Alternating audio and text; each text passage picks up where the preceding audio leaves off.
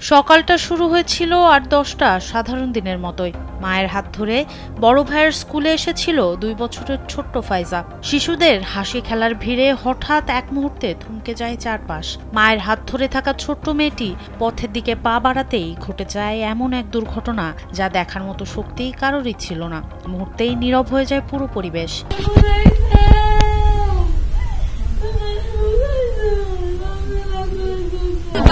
সামনে চাকা পিছা গেছে, ও যদি ওইখানে থামতো তাহলে পিছনের চাকা বাচ্চা কোনো ক্ষতি হতো না।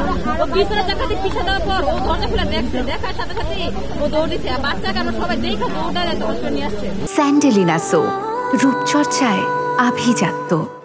মা মেয়ের সঙ্গে চলা সেই ছোট্ট পথটাই হয়ে ওঠে শেষ পথ চলা।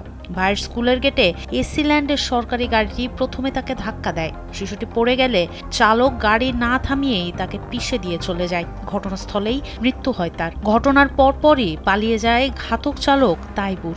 আমরা এখানে সবাই দাঁড়াইছিলাম, তারপরে আমার মেয়ে দাঁড়াইছিল, আমার মেয়ে ফার্স্ট ছিল ওটার সামনে। যখন আমার মেয়ের সাথে 3টা বাচ্চা ছিল, ওখান থেকে গাড়ি স্লো করা দরকার ছিল, কিন্তু তখনও সে গাড়ি স্লো করে না। আইসা আমার মেয়েদের ওভারটেক করে সামনে আর বাচ্চা হাত হবে, তখন ওই মারে একবার ডাইরেক্ট মারছে। মারার পরে গাড়ি থামায় না, সাথে সাথে ব্রেক করে নাই, ও আবার গাড়ি চালাইছে। তখন ওই বুঝছে যে বাচ্চারা মারা যাবে, সাথে সাথে ওই ডাইরেক্ট পালা গেছে। হৃদয় বিদারক এই ঘটনাটি ঘটেছে কুমিল্লার হোমনা উপজেলা পরিষদ চত্বরের টিউলিপ প্রশাসন ইনস্টিটিউটের সামনে। ফাইজার বাবা ফাইজুল হক একজন ফার্মাসিউটিক্যালস কর্মকর্তা।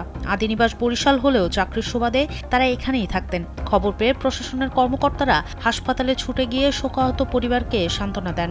তবে উপজেলা নির্বাহী কর্মকর্তা এসি ল্যান্ড কিংবা স্বাস্থ্য কর্মকর্তা কেউই এ নিয়ে গণমাধ্যমে কথা বলতে রাজি হননি। এ ঘটনায় ফুঁসে উঠেছে সাধারণ জনতা। চালকের সর্বোচ্চ শাস্তির দাবিতে বিক্ষোভ মিছিল করেছেন তারা। হোমনা থানার তদন্ত কর্মকর্তা মোহাম্মদ রফিকুল ইসলাম জানান, সুরতহাল তৈরি করা হয়েছে, অভিযোগ পেলে আইনগত ব্যবস্থা নেওয়া হবে।